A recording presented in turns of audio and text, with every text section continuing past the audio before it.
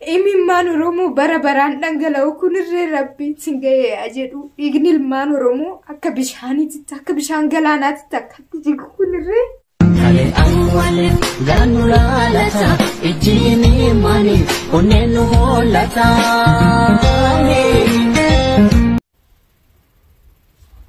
Ashamaar kafuunee daawwattootaa fi kabajamtoota Fooziyaa Toob akkamnaa jirtanii ilmaan Oromoo guutuun keessanii nagwanaa jirtanii isin jedha. Ani naguma isin jira isinirree baga fayyaanaa taatanii isinoo akkam jirtanii alaamanni keessan akkam jira naguma jirtanii isin jedha. Gaddarraa aftanii mee akkam taataniirtu gaddi akkamitti isin qabeera kanumatti aansee obboleessa keenya tanaa Caaluu Hundeessaa Rabbiin isatti araaramu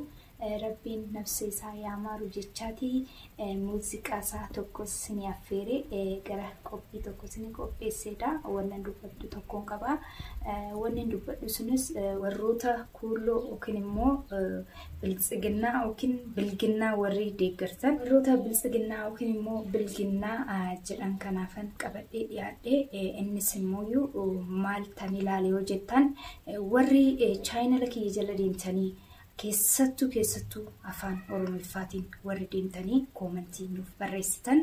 wanta akkanaatirraa of eegaa wanta akkanaatirraa of qusadha maaliif Oromoo taatanii wanti akkanaa kun sinirraa wanna eegamu miti nuti Oromoodha nuti hayyuudha nuti aan dhabne obboleessa keenyaadha nuti tan dhabne goota kanaafu wanta akkanaatirraa of eegaa yaa Caaluun du'uu isaatiin hundi keenyaa gaddineerraa ta'eetis immoo warri biltsiginnaa deeggartan chaayinala kana jalatti deddeemtanii wanta hin taane warri barreessitan wanta akkanaatirraa of qusadhaa isiniin jedha. Anirree akka Caaluu Hundeessaa wannan jechuu barbaadu anis goota anis Oromoodha odoo danda'ee odoo dandeenye odoon danda'e odoon jedhin odoon ta'in odoo dandeenye odoo guutuun keenyaa onnee akka Caaluu qabaanne bareedaadha bareedaadha jedhee tayyaada biltsiginnaa yookiin bilginnaan immoo arras diina keenya borus diina keenya iftaanis diina keenya sinin jedha asmattaansee sirba yaa Caaluu keenya tassin affeera warroonni yaa Caaluu jaalatan guutuun keessanuu nuti guutuun keenyaa obsa dhabneerra keessi keenya nun dandeenye keessi keenya akka abiddaa nu gubateera warri yaa Caaluu jaalatan guutuun keessanuu Rabbiin bakka jirtanitti obsa siniif haa kennu obboleessa keenya kana yoomuu irraafachuu dandeenyu tanaa Caaluu odoo boonyu wanti biraa gaddi biraatis nu dabalame omaa gochuu dandeenyu gaddi Oromoo baruma baraan haarahaati deema Rabbiin keenya wanta itti dagannu bakka bu'aa yaa Caaluu keenya takkii bilisummaa Oromoo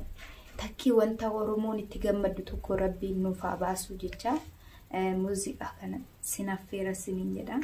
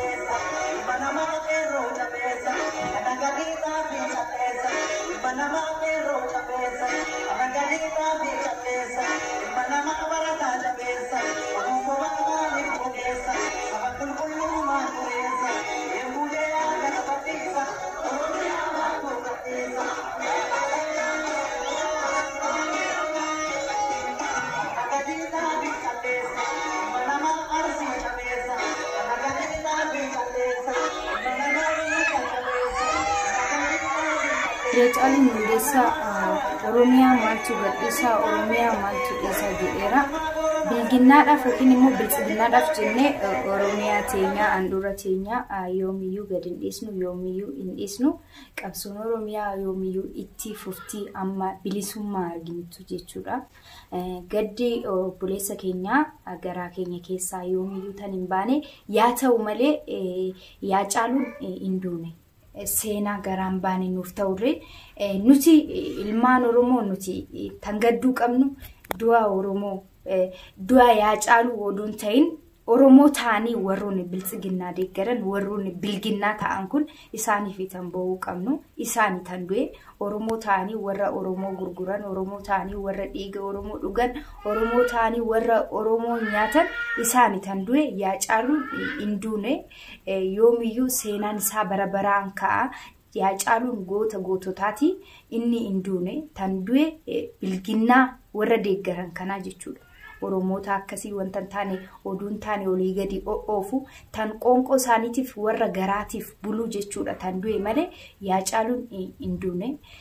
Kanatti aanseetoo warroonni Oromoo taatan guutuun keessanuu wanti isin beekuu qabdan Oromoo tan ta'e Oromoon qulqulluun hin beeka seenaa yaa caaluu keenya seenaa caalii keenya hin beeka yaa caaluun maal akka ta'e yaa caaluun Oromoodhaaf qofa odoon ta'e nama guutuudhaaf nama akkamii akka ta'e akkamitti nama rakkataa cinaa akka dhaabbatu akkamitti rakkataa akka gargaaru nama akkamii akka ta'e hin beektan warroonni bilginnaa deeggartan kun immoo xiqqoo sammuun irree siniin dalagu xiqqoo yaada keessan irree sammuun keessan sirrii yaada hin jiru waan ta'eef wanti isin beekuu qabdan yaa caaluun nama akkamii akka ta'edha. Oo wallaaltan nama beekurraa seenaa yaa caaluu beekaa yaa caaluun nama akkamii akka ta'e yaa caaluun Oromoof qofaa miti tan du'e saba nama adda qooduu miti. Duuti yaa caaluu tan hedduu irra caalaa nama gaddisiisu. Omaa miti gootii numa du'a. Gooti biyya ofiitii indua gooti saba ofiitii indua gooti dachii abbaa isaatirratti indua jechuudha. Caaluun oduu irree duuti isaa duutatti illakkaawwamtu du'a gootaa du'e Oromoo miliyoonni meeqa tanarraa akkatti dhaabbatee too yaa caaluudhaaf akkatti boo'ee yaa caaluudhaaf akkatti dubbatu kun yaa caaluun nama akkamii akka ta'e yaa caaluun goota akkamii akka ta'e waan beekuudha jechuudha. Garuu arras ta'e borus ta'e iftaanis ta'e tan nama boochisu tan nama gaddisiisu warroonni biltsiginnaadhaaf yookiin immoo bilginnaadhaaf deeggartan duuti keessan hedduu nama mararti. Maaliif nama mararoo jettan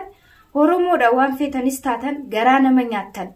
garaa keessanii jettanii bitamtanii garaa keessanii jettaniit saba keessan gurgurtanii garaa keessanii jettaniit gantuu taatanii jechuudha. Kanaaf Oromoo waan taataniif dhiigni keenya dhiiga keessan keessa waan jiruuf Oromoo waan taataniif gantuu waan taataniif garaa nama nyaattan. Maaliif duuti keessan hedduu tokko nama mararaa jechuudha. Wantoota miidiyaalee adda addaati irratti waan akka feesbuukii irratti wannan taane ilaaltanii maaliif hedduu nama marartan wannan taaneen attaallalamtan yookiin immoo gowwoomtanii jechuudha. Waan xiqqoo takkaan of gurgurtanii waan xiqqoo takkaan saba keessan irree gurgurtanii jechuudha. Namni tokko har'a gadi ba'ee Dr. Abiy yookiin immoo bulchaan Itoophiyaa sun an akkanaati har'a akkana dubbate Oromoon nama akkanaati Oromoon isowaa Oromoon akkas yoo siin jedhe nama amantanii dhuguma jedhanii Oromoon inkijiba jettanii nama saba keessan gantaniidha jechuudha. Sun immoo wanti akkanaa kun wanna sinirraa hin eeggamne maaliif namni akkanaa kun nama garaa isaatii buluudha nama saba isaatii irratti amantummaa hin qabneedha jechuudha. Kanaafuu yaa Oromoo warri gantuus taatan warri Oromoottis abdii qabaattanii sabni keenya kijibaa miti nuti Oromummaa keenyaan hin boonnaa nuyi saba nama cinaa dhaabbatu qabna warri jettanis wanni sinitti himuu barbaadu keessattuu warroonni Oromoo ganaati jirtan kun wanni beekuu qabdan mee waan xiqqoo takka obboleessa keenya kanarraa barumsa fudhannu nama akkamii akka ta'e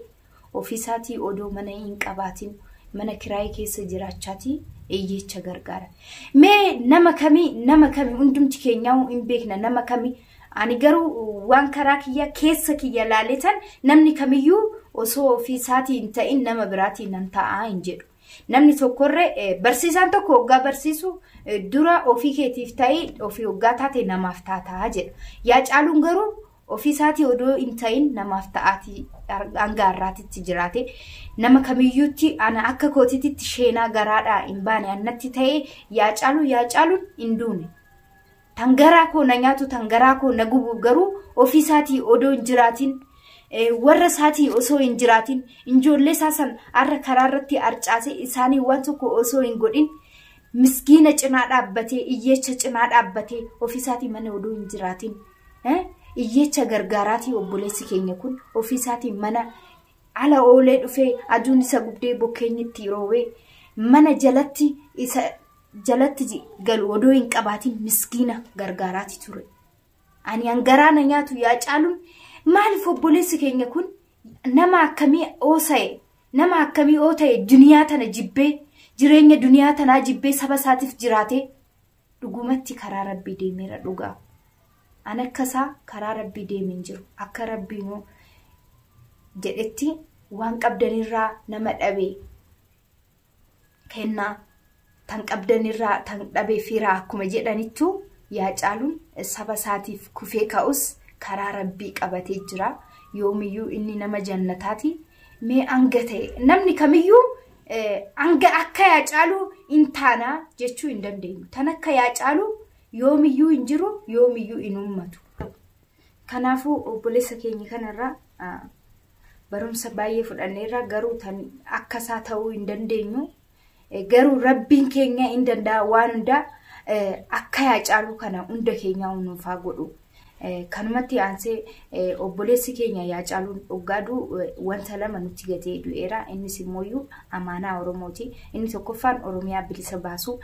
inni lammaffaan immoo injoollee isaa kana cinaa dhaabbachuu injoollee isaa kana tan cinaa dhaabbannu maaliidhaan waan biraasiin odoo hin taane dhiiga abbaa isaanii kana deebisuudhaan gumaa obboleessa keenya isaaniifis immoo gumaa abbaa isaanii deebisuudhaan gumaa abbaa isaanii kana maaliidhaan deebisna nuti Oromoon nama ajjeesuudhaan yookiin immoo nama miidhuudhaan miti nuyi miidhaa namarraa gahuu hin barbaannu gumaa obboleessa keenya tan deebisnu Oromiyaan teenya bilisoomtee cinaacha obboleessa keenyaatirree nagaan ofirraa ciisa nutirree hanga ta'e obboleessa keenya kana dagachuu waan nurree hanga ta'e maqaa yaa caaluutiin Oromiyaan bilisummaa baate jennee warranne keessi keenya xiqqoo nu bayyaneeffataa yookiin immoo waan tokkotti garagarraa jechuudha. Kanarratti Oromoon sa'aatii kana yeroo kanarratti baay'ee adda faffacaaneerraa baay'ee miidhamneerraa baay'ee tan yaa caaluu gadda yaa caaluu odoo boonyu Jawaarirree hidhamee jira. Du'arratti du'a nu dabalanii omaamti Jawaaris hidhame yaa caaluunis odu'e inshallah keer nuti nama miinu yaa rabbiin keenya guutuun keenya musliima kiristaanni warri Oromoo taatan guutuun akkuma yaa caaluun akkuma beektanitti yaa caaluun musliimaa fi kiristaana addan qoodu tokkummaa Oromootitti amana nuti tokkummaa Oromootitti amanne amantaadhaan adda ol qoodu odoon ta'in tokkummaa Oromoo keenyaan amanne saba keenya akkamitti imimmaa saba keenya kana abbasnaa yookiin immoo imimmaa saba keenya kana akkamitti maaliidhaan deebisnaa jennee yaadne too ol cinaa dhaabbannee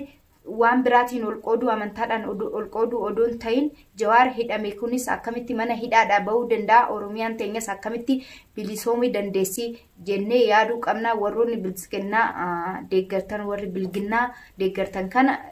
isaafan har'a ol ba'ee too dubbadhee wanta akkanaatirraa oleegaa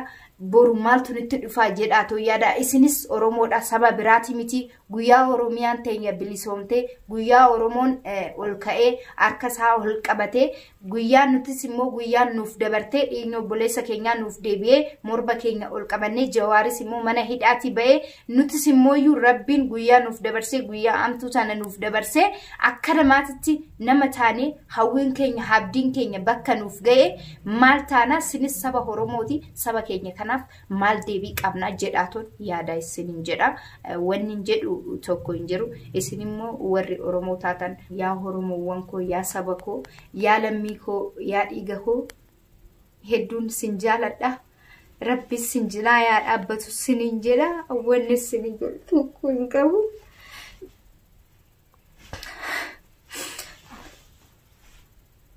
Bakka jirtanitti nagaa naaf taa'e siniin jedha. Obboleessa keenya du'e kanarree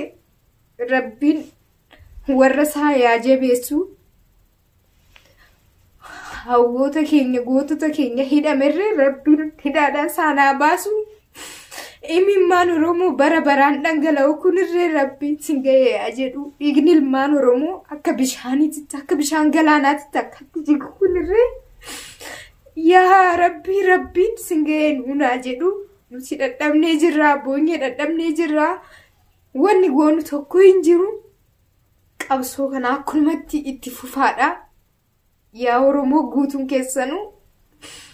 ani wanni godhuun qabu ani humnan qabu warri jaalalti Oromoo sin keessa jiru warri onneen Oromoo sin keessa jiru guutuun keessanuu rabbitti nuuf bu'aadha qabsoo Oromiyaatti fufaadha Oromiyaa nu bulumsoosaadha kanarra wanni dubbadhu tokko jiru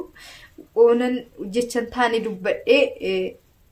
keessinaar serree on jechan taane dubbadhee wanda sinin jaaranne won dubbadhirre dhiifama narraa taa'e sinin jedha bakka jirtanitti fayyaa naa ta'a rabbi sin cinaa naaf haa dhaabbatu